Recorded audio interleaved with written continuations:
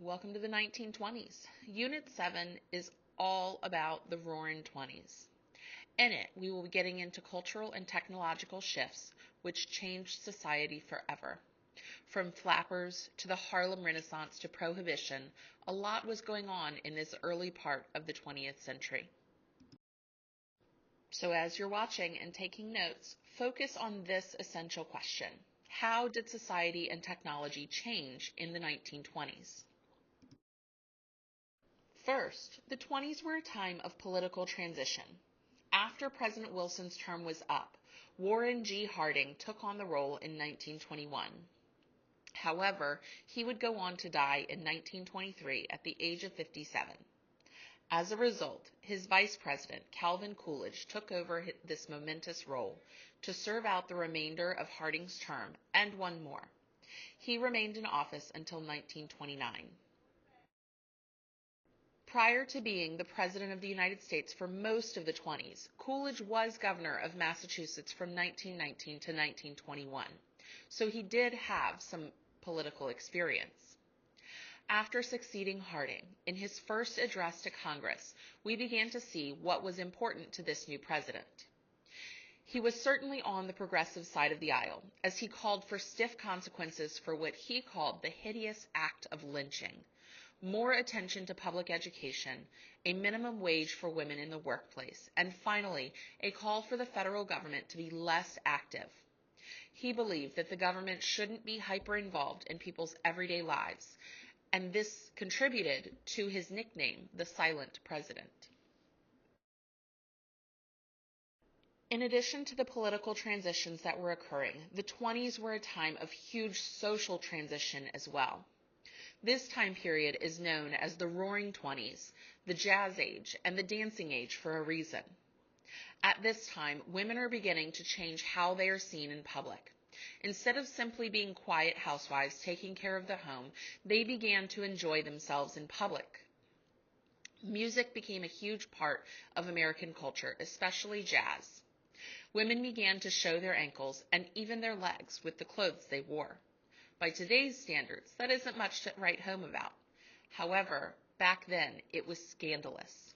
Young girls began to cut their hair into bobs and wear bathing suits.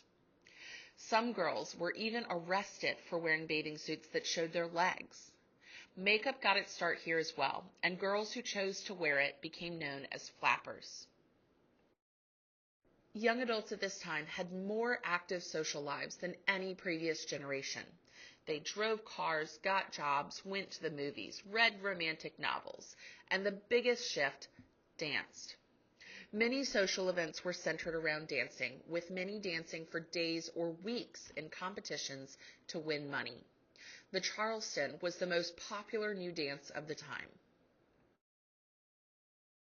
This was also an age of massive materialism. People made money and then went to buy. Society was richer than ever, but we also saw increased unemployment. Farmers were in trouble, but the stock market continued to rise and land values soared during the 20s. Movies became a huge industry, with the first being silent. This meant no dialogue, but the film was set to music. Charlie Chaplin was one of the first and very popular movie makers. Disney came out with Steamboat Willie in 1928. It was the first animated film. Another major change of the time period was the electrification of American life. We went away from gas-powered lighting, and we started buying labor-saving products like washing machines, electric stoves, and water pumps. In addition to those home goods that were changed by electricity, we also saw massive changes in the communication sector. Telephones became more readily available, and they started going into people's homes. Radio programs were developed with evening stories and nightly news. Movies were put out to the public, and the broadcast industry flourished. All of this together combined to increase the standard of living for the average American.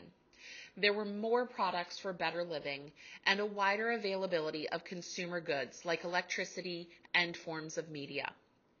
National brands began to advertise installment buying, where if you didn't have the money to buy something big now, you could buy over an extended period of time.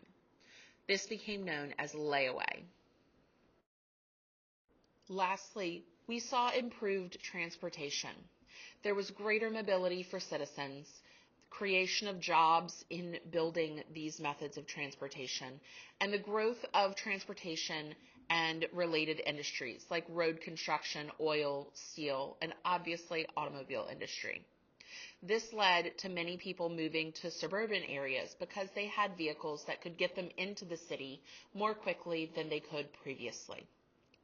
Our population began to expand outward of cities. So take a moment to reflect. How did life in America change in the 1920s?